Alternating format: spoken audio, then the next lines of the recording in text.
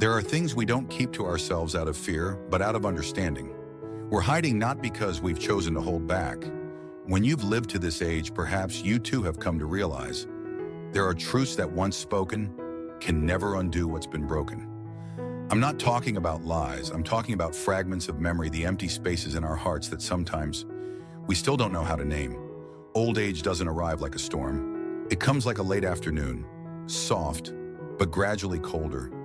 And in that quiet, we begin to look back at ourselves and at our children with eyes filled with love, regret, and at times, deep conflict. I used to think I should tell my children everything so they can understand. But then one afternoon sitting alone, I suddenly realized not every truth needs to be spoken. Not every pain needs to be shared. It's not because we're weak, but because we've lived long enough to choose peace for the ones we love. So I want to share with you, from one old friend to another, 5 things that if you're holding them in your heart, I hope you won't say to your children, not because you're wrong, but because you love. I'm not writing this to make you feel guilty. I'm writing so you can feel at peace. Because when we choose to hold back the things worth keeping, we are giving our loved ones a memory untouched, not stained by truths they never needed to know. And if you feel these words might help someone, a friend, a father, a mother, please hit subscribe and walk with us through more stories written for the weathered, written for hearts in need of peace.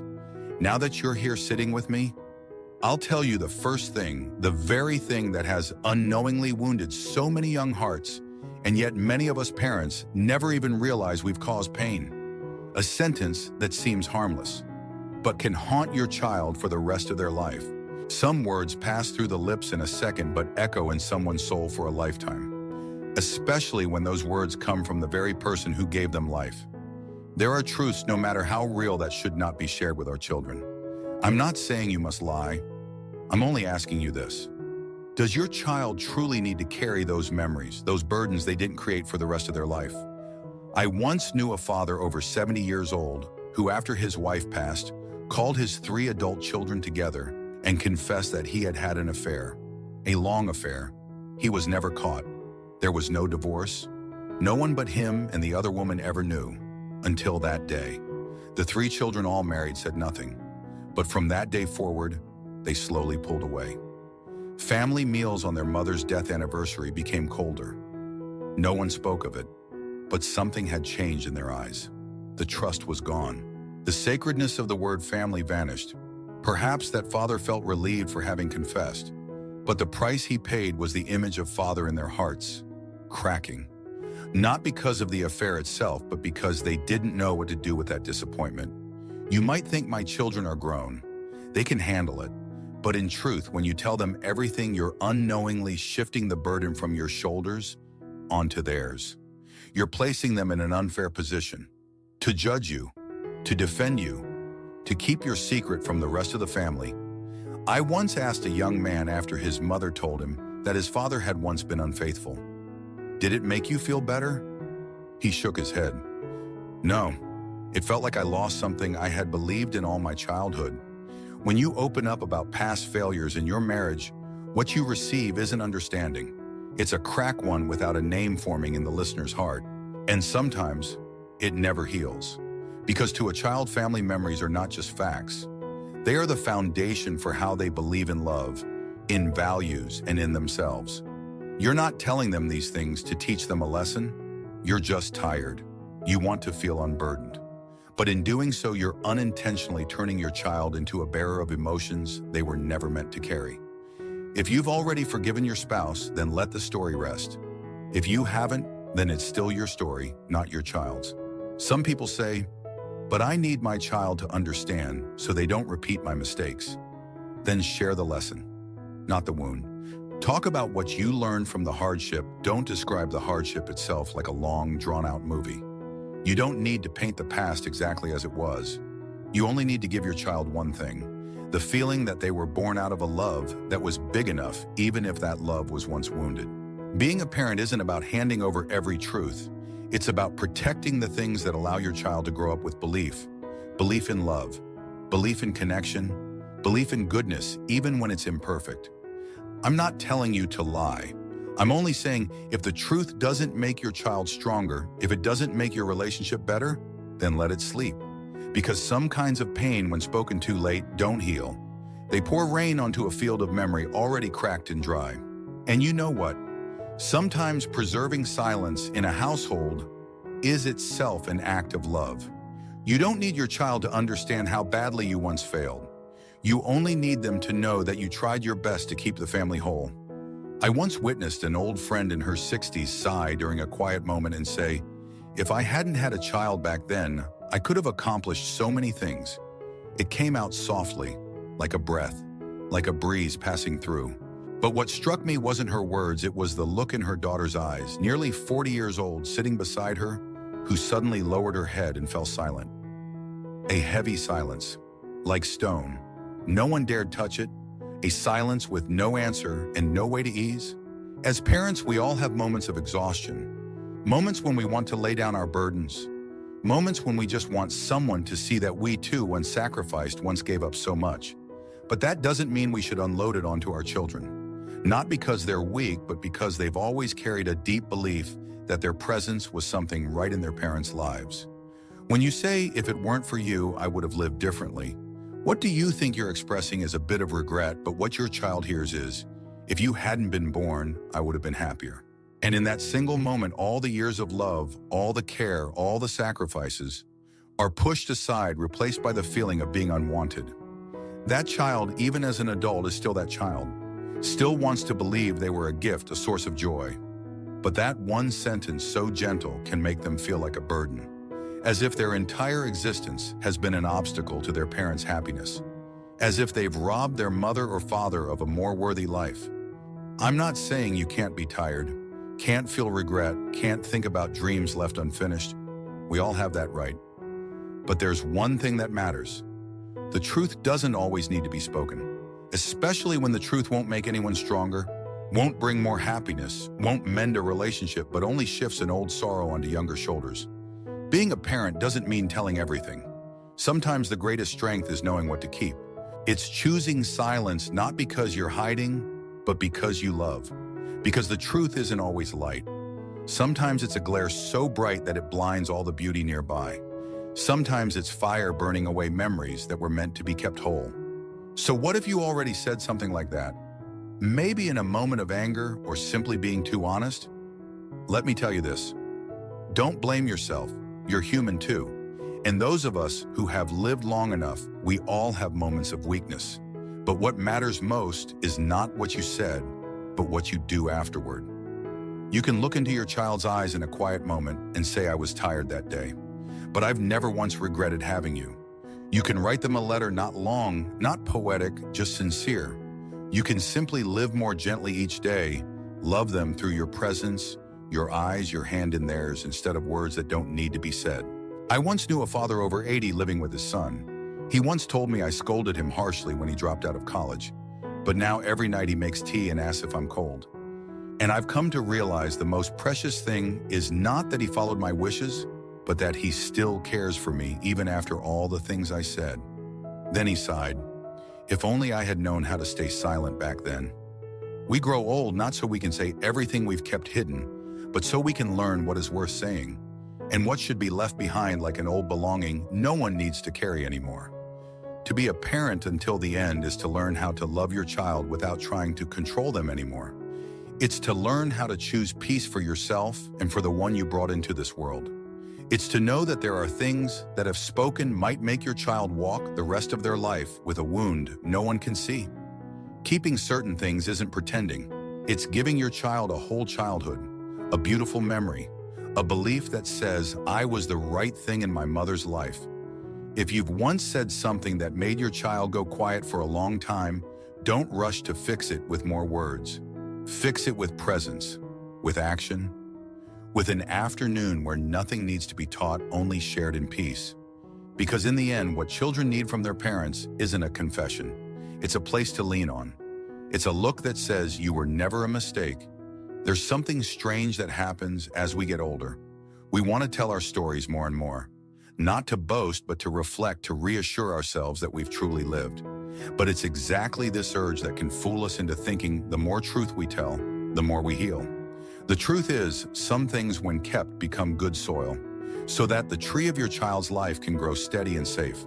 But if you dig up the entire past just to unburden your heart, you might uproot a childhood that had long been resting peacefully inside your child. Maybe you've never spoken of your mistakes in marriage, but there's still another ache, deeper, quieter. Someone you've never truly forgotten, a love you've never forgiven yourself for losing. And sometimes in a moment of longing, you tell it to your child. And that's when we must talk about something even more delicate than truth: old love and the cost of telling it to the wrong person at the wrong time. There's a kind of loneliness that's strange not from lack, but from fullness that never quite felt whole. You live your whole life with someone. You have children together. You share joys and sorrows, but deep down you know that person wasn't the great love of your life. And then one day when your hair has turned gray, when your children are grown, when the house is so quiet, you can hear time slipping through your fingers. You remember them. The one who made your heart race in your youth. The one who, if only they'd taken a different bus, if only a letter had arrived sooner, if only you'd had the courage to speak, might have changed the course of your life. And you tell it, maybe just once, slipping out in the chill of an autumn afternoon. I once had someone, they were my real love. Your father is a good man, but I once loved someone else. You don't think it matters, it's just a memory after all. That person's long gone. The love is over. You're just sharing a nameless longing. But what you forget is that the one sitting across from you is not an old friend, not a therapist. It's your child born from the very marriage you just called your second choice. And to your child, this isn't just a story about an old romance. It's a landslide of trust. They won't know what to do with that information. Should they feel sad for you for not having your true love? Or angry that you spent your life compromising? Should they look at their father differently? Should they question every holiday, every family meal, every photo where you all held each other close, wondering what was real and what was forced? You might feel relieved, but your child will feel a pain they can't name, because to a child, parents are the first foundation, the framework through which they understand love, commitment, choice, and sacrifice. When you say your life was only a plan B, you throw off their inner compass. Because even if they're grown, even if they're mature enough to know life is never simple, they still need to believe that they were born from a whole love, not a substitute for something lost. You might think, but that person mattered to me. And I don't deny that. Some people pass through our lives once and stay in our hearts forever, like the echo of a sigh. But you know what? Not every love needs to be retold, especially not to someone who isn't far enough to stay objective and not close enough to avoid getting hurt. The old saying goes, if a story doesn't lighten another's heart, keep it in your soul like incense burning quietly inside. Loving someone from the past isn't wrong. Regret isn't wrong either. But let that regret rest like a poem never sent. Let it stay in memory, beautiful, aching, but never hurting anyone else. You've lived a full life. Maybe not a perfect one, but a life you chose and took responsibility for. And your child is the result of that life, not of the one who left, not of the love that slipped away. So please let your child hold on to that truth as a quiet reassurance, something they can carry forward with peace. Don't rewrite their origin story with a character who doesn't appear in the family photos, who never held their hand through a fever, who never sat listening to school stories at the dinner table. Because true love isn't always something to be told aloud. It's something we know exactly where it lives in our hearts, and we also know the boundaries of sharing it. The one who meant everything to you, let them rest quietly in the afternoons of longing. But don't let them slip between parent and child like a nameless shadow, leaving behind confusion for the ones who stayed. Sometimes the greatest kind of love isn't the one that burns brightest. It's the one that knows what to keep private. Because not everyone who loved deeply needs to be spoken of, and not everyone who listens is ready to carry a memory that doesn't belong to them. Old age often makes us quieter, but sometimes that quietness hides storms that once roared in our hearts. There are nights when you sit alone looking out at the porch, remembering the times you cried in the car before walking through the front door. Mornings when you had to pull yourself out of bed, not because you were tired, but because continuing to live felt like repeating yesterday's sorrow. Maybe you've battled depression. Maybe you felt invisible in your own home.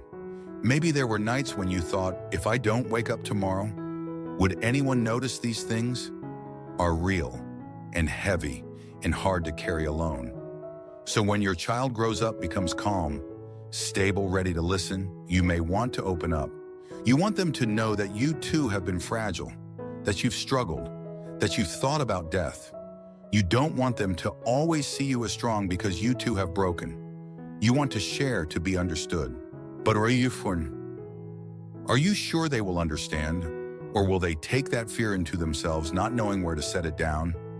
I once heard a mother tell her daughter, "There was a time I stood by the window and thought, just one more step and it would all be over."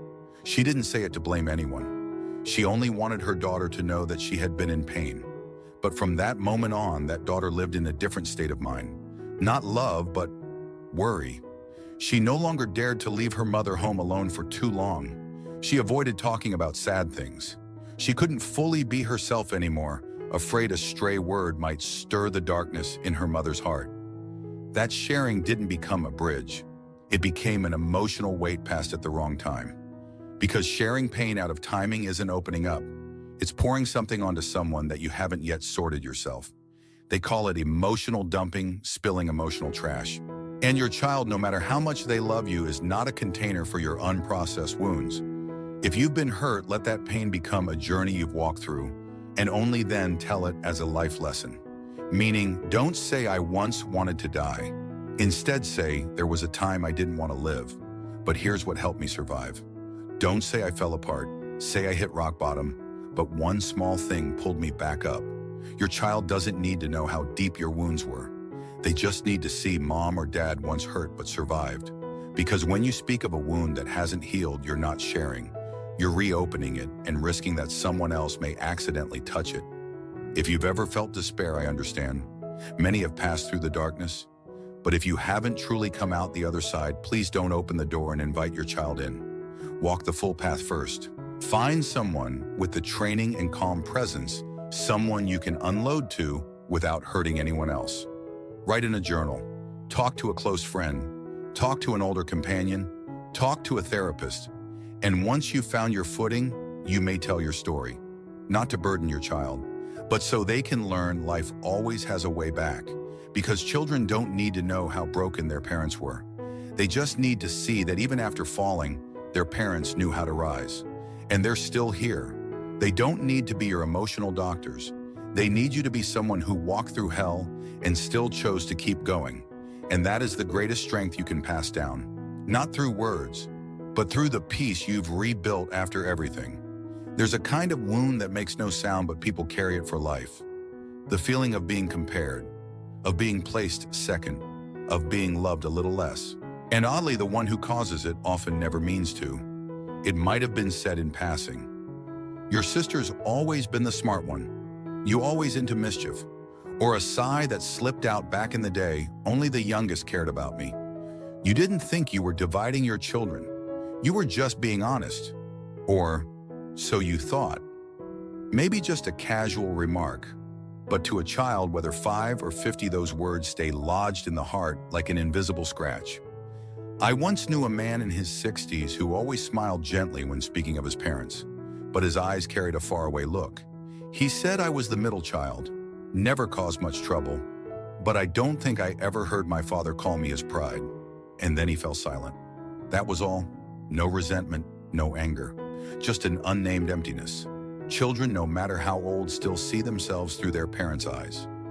So when you say, your sister's always been the mature one, you've always made life hard for me, or even just shake your head and say, only your brother ever gets things done, you're not just talking about your child, you're engraving an image into them, one they'll compare themselves to forever.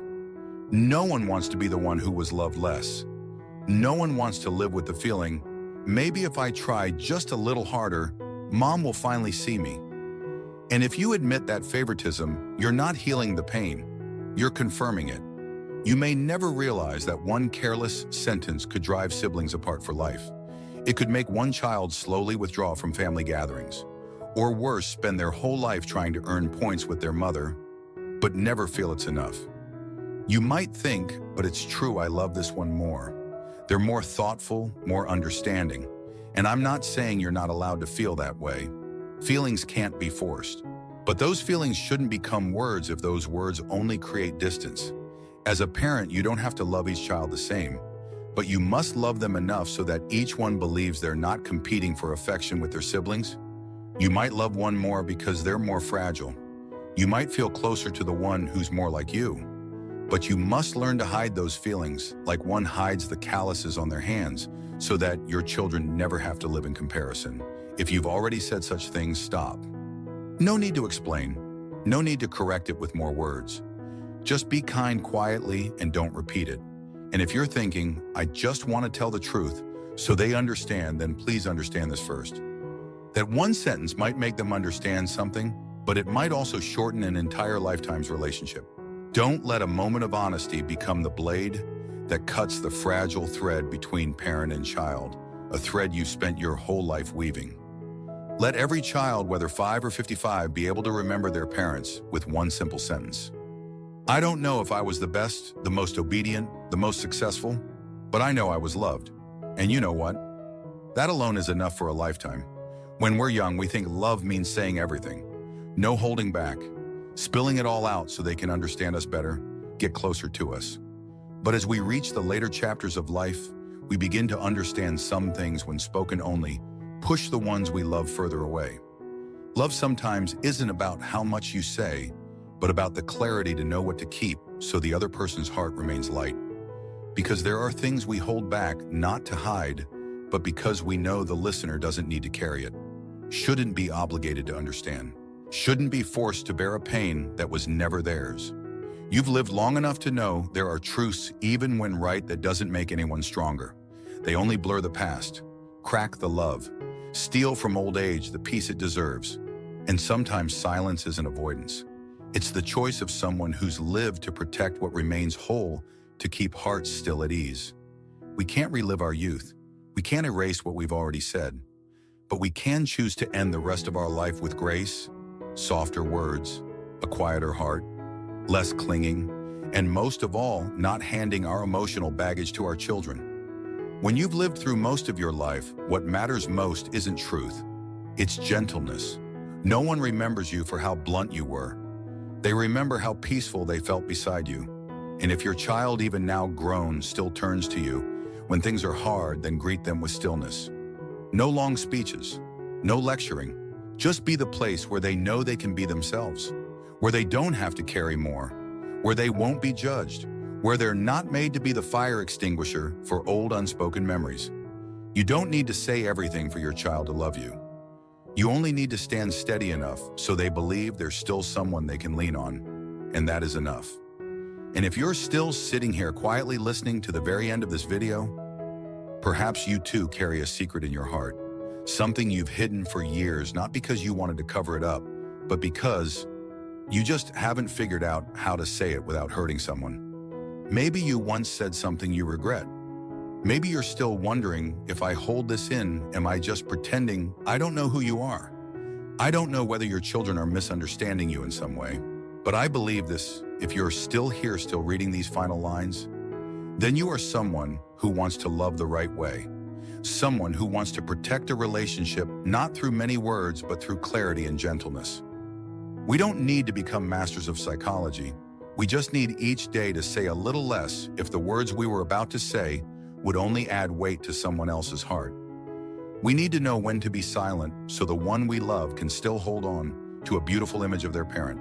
To know when to speak and when to gently fold the book of memory, shut like an old photograph tucked into a drawer, not something others need to see, but something that still holds deep value, just for us. And if you'd like to walk with us through more videos like this, slow stories told with care, written for those who've lived long enough to understand that silence at the right time is also a deep form of love, then please hit the subscribe button as your way of saying I'm here too. And I need to hear this just like others do.